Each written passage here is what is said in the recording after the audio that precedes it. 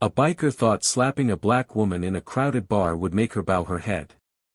But in the next second, he, and his entire world, hit the ground hard. The late afternoon sun was already slipping behind the rooftops when Nadia Carter pushed open the worn wooden door of Bulldog's Denver. The hinges groaned, the smell of old beer and stale cigarette smoke poured out to meet her. Inside, the jukebox stuttered through a country song, one verse too loud then cutting suddenly quiet, as if even the machine was tired. Pool balls clicked in the corner, conversations floated in half-whispers, and the dim lights gave the whole room a tired yellow glow. Nadia moved with a quiet precision, the kind of walk that didn't ask for attention but carried it anyway. Her white tank top revealed the muscle and discipline of years she never spoke about. She chose a stool near the end of the bar, away from the cluster of regulars pretending to care more about their glasses than about life. The bartender, gray at the temples, nodded in recognition. She ordered a whiskey neat, her voice steady, her $20 bill placed on the counter without fuss. She sat in stillness, eyes drifting but always aware, the mirror behind the bar offering her a wider view than anyone guessed. For a while, it was just another evening.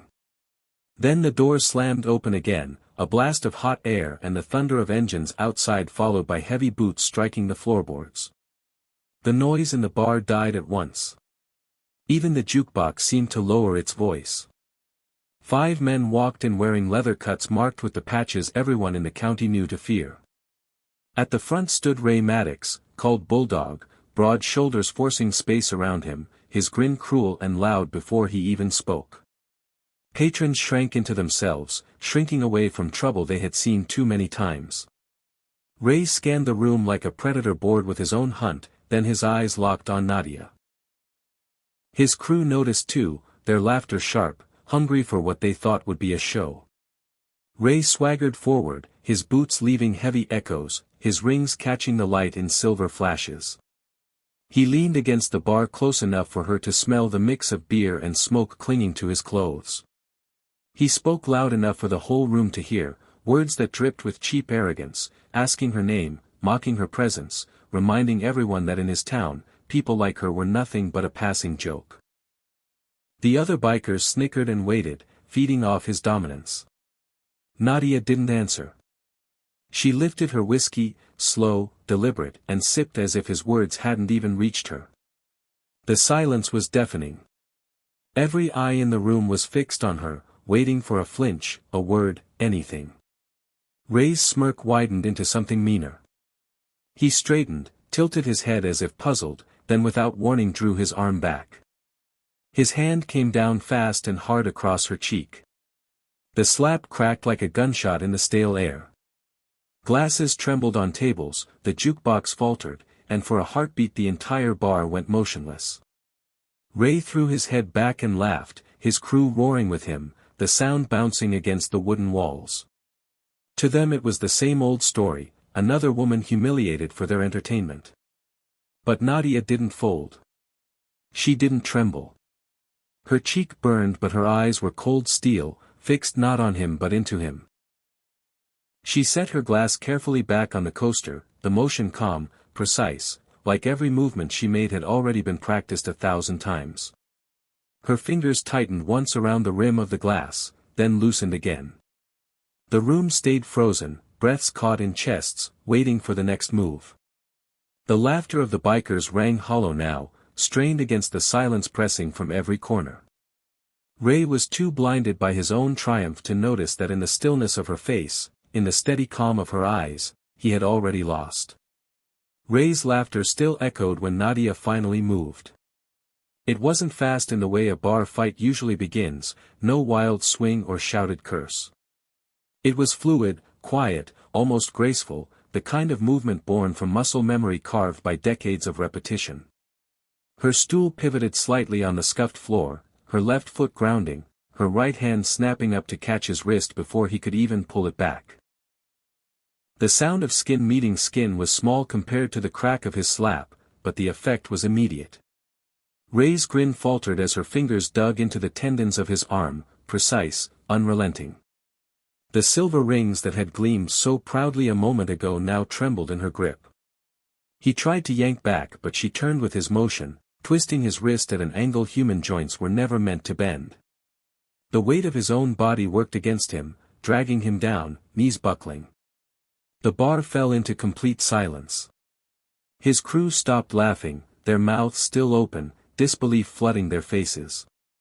The jukebox hummed low, almost embarrassed to fill the quiet. 1 second he had been towering over her, a king in his own den. Now Ray Bulldog Maddox knelt on the sticky floor, his arm locked painfully behind him, his massive frame forced downward by a woman half his size who hadn't even raised her voice. Nadia leaned forward, her lips close enough to his ear that only he could hear the words, yet somehow the entire room felt the weight of them. Her voice was steady, cold, the tone of command that once cut through the chaos of battlefields. "Touch me again and you won't be using that hand." Ray's breath came ragged, a grunt escaping through clenched teeth, pain shooting up his arm. His crew shifted uneasily, glancing between one another, waiting for a signal that never came. The bartender froze behind the counter, one hand gripping a glass he had been polishing long after it was already clean. Patrons at the tables dared not even whisper. Every eye in the room bore witness to the impossible sight of their notorious tormentor pinned in silence. Nadia released him as precisely as she had captured him. No sudden shove, no gloating display. She let go with control, standing straight and turning her back on him as though he were nothing more than a nuisance. She lifted her whiskey again, took a slow sip, and set the glass down perfectly on the coaster. The scar on her shoulder caught the dim light as she moved, a thin pale line curved like a reminder of something violent long past. She had earned it years ago in Kandahar, though no one here knew. Her hands were steady not because she had never seen violence, but because she had seen too much. 20 years of classified missions had etched calm into her bones. The way she always sat with her back to a wall, the way her eyes flicked to the mirror to study angles and reflections, the way she breathed slow even as danger loomed inches away, all of it spoke to a discipline forged in places far darker than this smoke-filled bar. Ray staggered backward, clutching his wrist, his face flushed with more than pain. Humiliation burned hotter than any wound. He looked at his crew, desperate for support, but saw only hesitation. They had watched her dismantle their leader with one hand, without raising her voice, without breaking a sweat. No one moved. No one dared. Nadia's expression didn't change. To the onlookers it was as if nothing had happened, as if she were simply another patron enjoying her drink. Yet the air told a different story. The atmosphere was charged, electric, every person aware they had witnessed something extraordinary. A waitress froze mid-step, a tray balanced in her hands, eyes wide. A man in the corner lowered his glass slowly, his lips parted in awe. Even the old jukebox seemed to hesitate, the music warbling on a single note before resuming. The silence stretched a moment longer before conversations resumed in awkward fragments, too forced, too brittle to sound natural. Everyone kept glancing back at her, at the woman who had just rewritten the rules of their world. Nadia didn't revel in the moment. She had no need to. Humiliation was not her goal.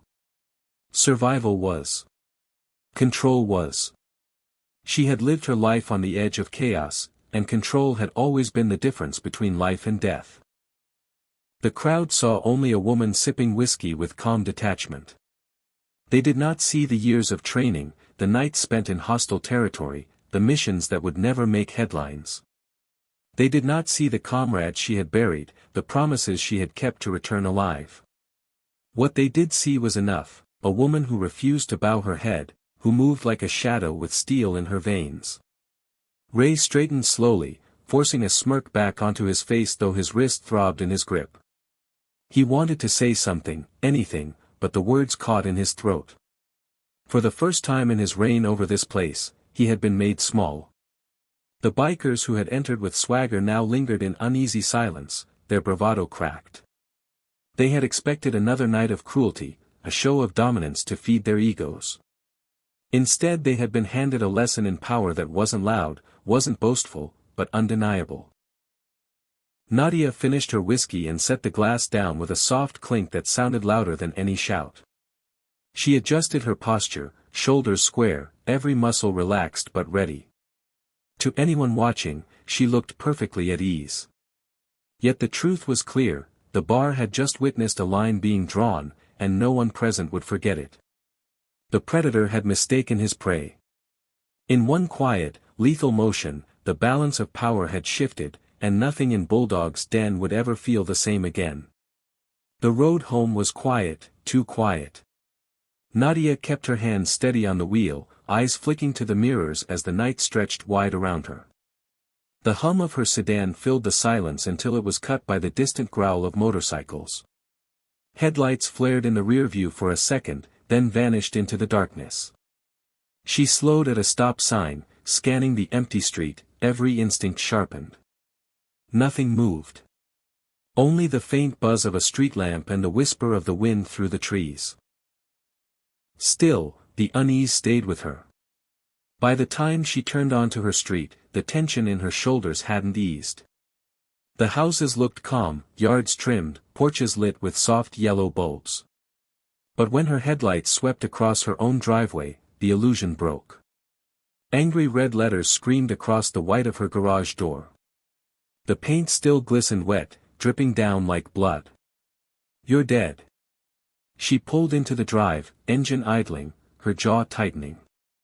She didn't rush. Years of training taught her that threats weren't just words, they were messages, tests, traps. She scanned the street again before stepping out, boots crunching on the pavement. The smell of chemical spray paint hung in the cool air. She traced the letters with her eyes, not her hands, committing every drip, every stroke, every angle to memory. A warning. An invitation. She locked the garage behind her, checked her front door for signs of tampering, then went inside. Curtains drawn, locks bolted, she sat at her kitchen table in silence. Her phone lay on the wood, screen black until she tapped it awake. With measured calm, she dialed the sheriff's office. The line rang twice before a bored voice answered, told her to hold, then transferred her. Sheriff Wilkes came on, his tone already impatient. She gave him the facts, clear and precise. Threats painted on her property, fresh paint, likely tied to Ray Maddox and his crew. She expected at least a pause, a note of concern. Instead, Wilkes gave a short laugh. "Sounds like you've been watching too many movies," he said, his voice thick with condescension. "Probably just kids pulling a prank. Don't waste my time with this nonsense." Nadia kept her voice steady. "Sheriff, the paint was still wet when I arrived." The message was clear. "These aren't kids. This is Maddox." Silence on the line, then the scratch of a pen, deliberate, slow. "And you saw him do it? You got a video, a picture? Otherwise, you've got nothing but a story." She pressed back, her words clipped. "I've got enough experience to know a threat when I see one." He snorted. "Experience? Right. Look, lady, in this town we handle things different. Less paperwork, more understanding, if you catch my drift." The way he said it left no doubt. Understanding meant silence, submission, letting Bulldog and his men rule without interference. When she didn't answer, his tone hardened, dripping with something uglier. "Maybe if people like you knew your place, this kind of thing wouldn't happen." The words were cold, deliberate, carrying the weight of more than just dismissal. They were a boundary drawn by a man who had already chosen his side. Nadia's fingers tightened on the phone, but her voice never wavered. "So you won't investigate? That's what you're saying?" "I'm saying don't make trouble," Wilkes replied. "Because trouble has a way of finding you." The line went dead. Nadia set the phone down gently, the silence of her house pressing in. The refrigerator hummed, a clock ticked on the wall, but every sound carried the weight of betrayal. Outside, the red paint glistened under the security light, a warning written in letters the whole neighborhood could see. She had faced warlords, traffickers, men who thought power meant fear. But this was different. This was home. And now she knew the truth. The bikers weren't the only enemy. The system sworn to protect her had already chosen to protect them. The veterans' shelter always felt like a sanctuary. Morning light filled the common room, bouncing off the old brick walls and warming the worn but clean tables. The smell of fresh coffee lingered. Veterans gathered in small groups, some laughing softly, others quietly working through paperwork with the help of Nadia or Marcus. It was a place where the noise of the outside world softened, where men and women who had carried the weight of wars could finally breathe again. By late afternoon the mood remained calm, sunlight still spilling through the tall windows. Marcus tinkered with a donated coffee machine while Sarah, a former medic, organized first aid supplies. Nadia moved among them, offering a word here, a hand there. For a while it felt safe, as if the ugliness from the night before hadn't touched this place. But as the sun dipped low and shadows lengthened across the street, the sound came. Engines first, low and steady, circling the block. The veterans glanced toward the windows, unease passing between them. Nadia felt it too, her muscles tensing as if her body recognized the rhythm of approaching threat. The roar grew louder, closer. Marcus put down his tools, wiping his hands on a rag, his eyes searching hers. She gave the smallest nod. They both knew. Headlights swept across the front of the shelter, the glare piercing the windows before sliding away. Then again. Then again. The bikers weren't hiding. They wanted to be seen. By the time Nadia stepped onto the porch, the engines had cut off. 5 motorcycles sat in the fading light, chrome glinting, their riders already laughing among themselves. Ray Maddox dismounted first, his bulk filling the space between the shelter and the rest of the street. He carried no weapon in hand but his voice was weapon enough. "Well, look what we've got here," he called out, grinning wide. "A charity house for broken toys." His men laughed, one tossing an empty beer bottle that shattered against the sidewalk. Another rider pulled a fresh bottle from his saddlebag, smashed it against the curb, and hurled the jagged glass at the shelter's front window. The crash echoed through the building, shards scattering across the porch. Inside, startled veterans scrambled from their seats, some instinctively ducking for cover, others moving to shield the younger volunteers. Nadia didn't flinch. She stepped forward, planting herself firmly in the doorway, her body between the bikers and everyone inside. Her eyes never left Ray. "That's enough," she said, her tone calm but firm, carrying just enough steel to cut through the laughter. Ray smirked, stepping closer, boots grinding against broken glass. "This is my town," he declared, his voice carrying to every ear on the block. Around him his men jeered, shouting insults, daring her to step aside. Marcus appeared just behind her shoulder, his posture tense, fists clenched though unarmed. The younger veterans hovered in the entryway, their faces torn between fear and anger, some trembling as old instincts warred with the fragile peace they were trying to build here. Nadia raised a hand slightly, signaling Marcus and the others to stay back. She didn't move from the doorway. Her stance was quiet but unyielding, shoulders squared, feet grounded. For a moment the whole street seemed to hold its breath. The shelter behind her represented more than brick and mortar. It was hope, healing, a place to start again. Now that very hope was being marked for destruction. Ray leaned in closer, his grin fading into something harder. "You think you can embarrass me and hide behind this little clubhouse?" He sneered. "This town belongs to me. Always has, always will." The tension was a live wire, every veteran inside feeling the charge. But Nadia's face remained calm, her gaze steady, a wall of quiet defiance no threat could move. The bikers expected shouting, maybe begging, maybe fear. Instead they found silence, unshaken, unafraid. It was enough to unsettle even them. One muttered under his breath, shifting his weight. Another cast a glance at Ray, waiting for orders he wasn't quite sure he wanted to follow. Nadia didn't give ground. She didn't need to. Her presence alone declared what words could not. That line in the dirt had been drawn, and if Ray wanted to cross it, he would not do so uncontested. For the first time the veterans behind her saw her not just as a counselor, not just as a leader of their shelter, but as something far more. A shield. A fighter. One of their own. And as the bikers roared their engines again, spitting curses into the fading light before tearing away into the night, the message was clear. The threat was no longer just against her. It was against all of them. The stakes had shifted, and every soul in that shelter felt it. The town slept under a blanket of silence, porch lights dim, windows dark, the streets empty except for the hum of crickets. Nadia sat upright in her chair, her instincts refusing to let her drift fully into sleep. She had learned long ago to trust that quiet edge in her chest, the one that whispered danger before the first sign arrived. When it came with the roar of engines tearing through the night. The sound grew louder, closer, and then it circled. Motorcycles. More than one. Her heart dropped before her mind finished the thought. They weren't circling her house. They were headed for the shelter. She grabbed her keys and was out the door in seconds, boots striking the driveway.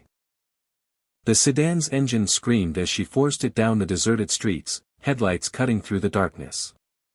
Ahead, a glow already flickered against the sky. Orange, unnatural, hungry. The engines of the bikes roared past her in the opposite direction, riders laughing, shouting, their faces lit by the reflection of fire in their rearview mirrors. Nadia's stomach clenched. By the time she screeched around the final corner, the veteran shelter was already a furnace. Flames climbed greedily through the windows, glass shattering from the heat, black smoke billowing skyward in a choking column. The old wooden beams groaned as if crying out in pain. A jagged hole in the roof erupted as something inside exploded, sparks raining down on the street. Veterans stumbled out into the open, coughing, eyes red, some wrapped in blankets, others clutching at each other in blind panic. The night filled with their shouts, the wail of someone crying out a name, the hacking cough of lungs seared by smoke. Nadia's eyes searched frantically until she saw him.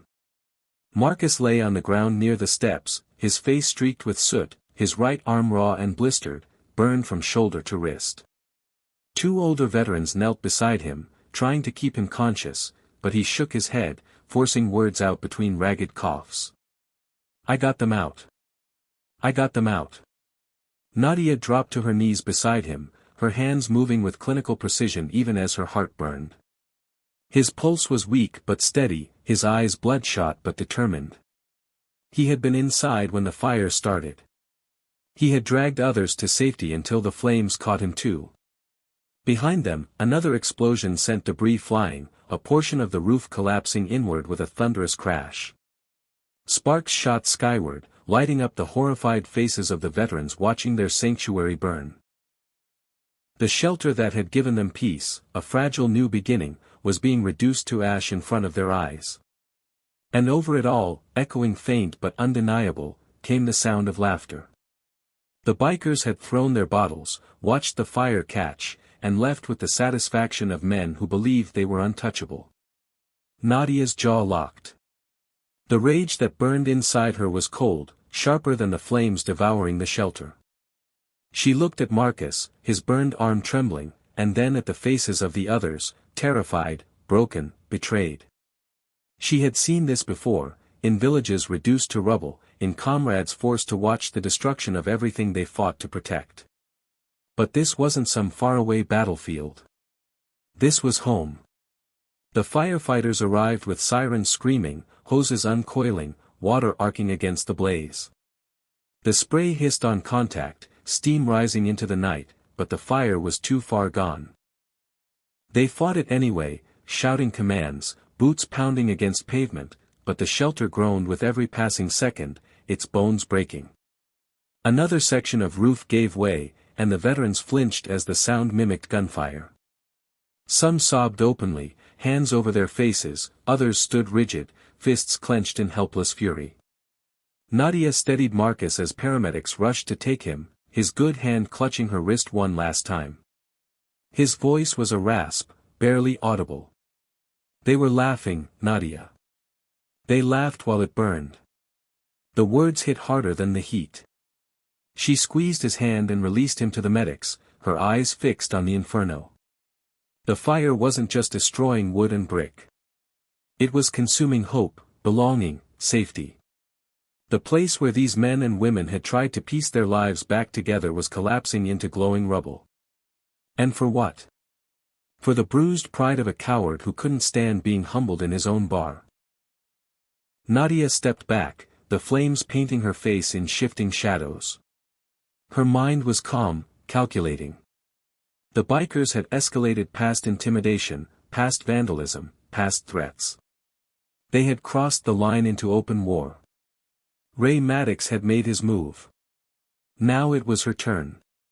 She let the heat wash over her, the acrid smoke sting her eyes, but inside, something colder settled. She had tried to keep peace. She had tried to rely on the system. But tonight proved what she already knew. The system was rotten. Ray was unchecked. And if she wanted to protect the people she cared about, she would have to fight him on her terms. Around her, veterans coughed and cried, their sanctuary collapsing in flames. But when they looked at her, standing straight against the backdrop of fire, they saw not despair but resolve. The kind of resolve only someone forged in fire could carry. Nadia Carter, once Delta Force, once a shadow in the world's most dangerous corners, was finished waiting. Bulldog had wanted a war. He had just lit the first match. The warehouse sat at the far edge of town, its walls streaked with rust, its chain-link fence sagging under years of neglect. A pair of cameras blinked lazily above the loading dock, their red lights more for show than actual protection. To most, it was just another forgotten building in a forgotten industrial park.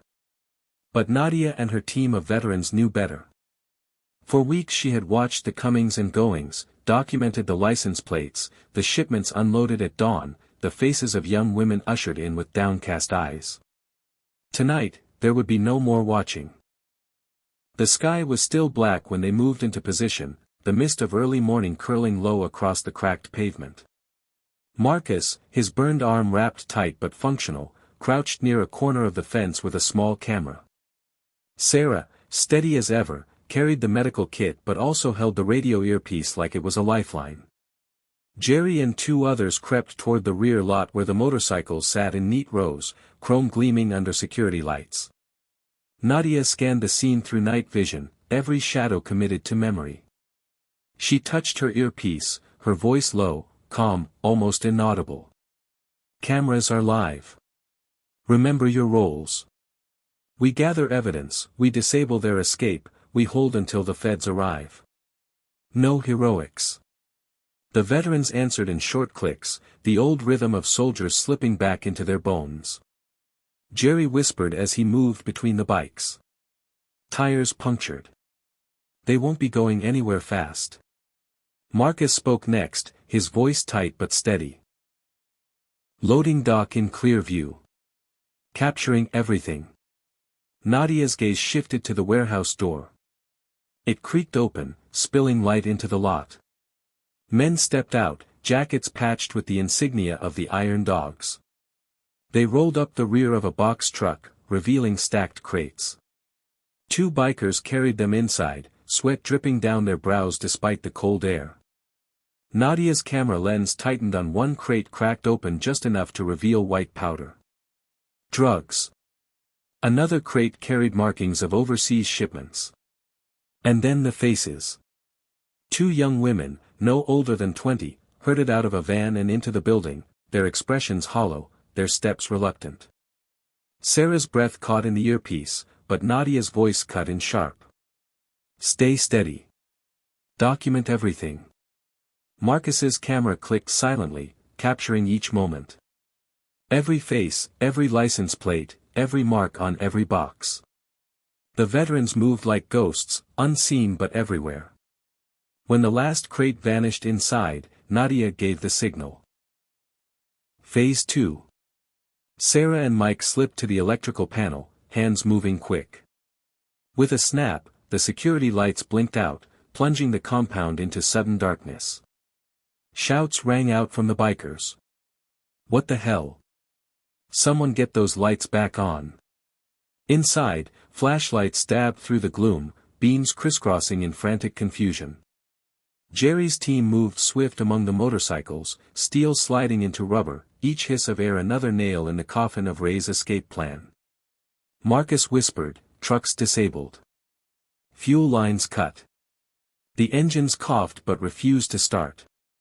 Nadia advanced toward the loading dock, her steps silent, controlled. She watched as Ray Maddox stormed out of the warehouse, knife glinting in one hand, his voice booming. "Find out what's happening. Get it fixed now." His men scrambled, shouting over each other, panic leaking through their bravado. Then Ray's eyes caught her. She stood in the middle of the dock, calm, shoulders squared, hands loose at her sides. His fury twisted into something uglier. "You." He spat the word like venom. "Thought you could humiliate me, burn down my kingdom?" He charged forward, knife raised. His men hung back, waiting, testing, unwilling to risk another humiliation after what they had seen in the bar weeks ago. The veterans remained in the shadows, cameras rolling, evidence piling. Nadia didn't flinch. When Ray's arm slashed down, she stepped inside his reach, catching his wrist, twisting with precision. The knife clattered to the ground. In a breath she had him face down on the concrete, her knee pressed into his back, his arm locked behind him. He howled, spittle flying, rage dissolving into disbelief. The whole fight had lasted less than 3 seconds. Nadia's voice cut through the chaos, steady, commanding. "Stay down. It's over." For the first time his men hesitated not because of fear of him but fear of her. They shifted back, eyes darting to the shadows where they suspected more allies. Marcus's voice crackled through the earpiece. "Got it all. Every second. Uploading now." And then the sirens came. Low at first, then louder, closer, until red and blue lights painted the walls of the warehouse. Black SUVs screeched to a stop, agents in tactical gear flooding the compound. "FBI. Nobody move." The bikers froze, their motorcycles useless, their trucks disabled, their leader pinned helpless beneath a woman half his size. Agents swarmed, securing crates, pulling the young women to safety, slapping zip ties on gang members too stunned to resist. In the midst of it, Sheriff Wilkes arrived, his car pulled into the lot with its siren blaring. He stepped out, ready to shout orders, only to be met by the cold gleam of handcuffs snapped onto his wrists by 2 agents. His face went pale, his protest loud and desperate. "You can't do this. I'm the law here." Agent Cooper held up a thick folder, his badge glinting. "Not anymore. We have years of your records. Payoffs, threats, complaints buried under your watch. It ends tonight." Wilkes's eyes locked on Nadia as they dragged him away. His voice was bitter, broken. "This is your doing." She met his gaze calmly. "No, Sheriff. This is yours. You had a choice. You chose the wrong side." Ray writhed beneath her until an agent hauled him up, zip ties biting into his wrists. He shouted, his voice ragged. "This ain't over." Nadia stepped close enough for him to hear her words through the noise. "Actually, it is. Your gang is finished. Your kingdom's gone." The agents shoved him into a waiting vehicle, his curses fading into the dawn. The veterans emerged from the shadows one by one, standing taller than they had in years. Marcus, bandage-stained but eyes steady, nodded at her. "We did it." Nadia shook her head softly. "We just reminded them who we are." Around them, agents catalogued evidence, crates lined up, photographs taken, victims given blankets and comfort. The night's terror had been documented from start to finish, every crime exposed. The sun's first light broke across the horizon, touching the compound with pale gold. For the first time in a long time, the town was waking to a new day without fear. The smoke of that night became memory, and from the ashes something new rose. Weeks later the shelter stood tall again, no longer a patched-up building clinging to survival but a bright, two-story center with wide windows and fresh paint. Veterans walked through its doors each morning, greeted not by fear but by the sound of laughter, by the smell of coffee brewing, by the knowledge that they belonged here. The town had rallied in ways no one expected. Local carpenters donated lumber, shop owners sent supplies, neighbors arrived with food and willing hands. What once was a fragile refuge had become a monument to resilience. Marcus, his arms still bandaged but healing, stood in the workshop teaching younger veterans the basics of auto repair. His voice carried steady, confident, the burns on his skin now a badge of sacrifice. Nearby, Sarah led group sessions where stories of war turned into stories of healing. And in the counseling office, one of the girls rescued from Ray's warehouse sat with a smile that had once seemed impossible. She spoke gently to others now, helping them find the courage she herself had rediscovered. Outside, children played in the yard, their shouts cutting through the air like a promise that the cycle of fear had been broken. Across town, Bulldog's den had changed too. Under new ownership the place no longer carried the stench of intimidation. The Confederate flag was gone, replaced by photographs of local heroes, by framed medals donated by veterans who finally felt proud to show them again. The jukebox played but the songs sounded warmer now, the notes carried by conversation and the clink of glasses shared in friendship rather than fear. Nadia walked in one afternoon, the same bar where it all began. She sat in the same stool she had claimed that night, the stool where she had first stood against Ray Maddox. But this time the room grew quiet for another reason. Heads turned not in fear but in respect. The bartender slid her a whiskey without asking. "On the house," he said, and the words were not a favor but a gesture of gratitude. She lifted the glass, taking in the faces around her, veterans, townsfolk, even the once timid waitress who now held herself straighter, stronger. Respect had replaced fear. Justice had replaced silence. The fight was over, but what remained was more powerful than victory itself. It was renewal.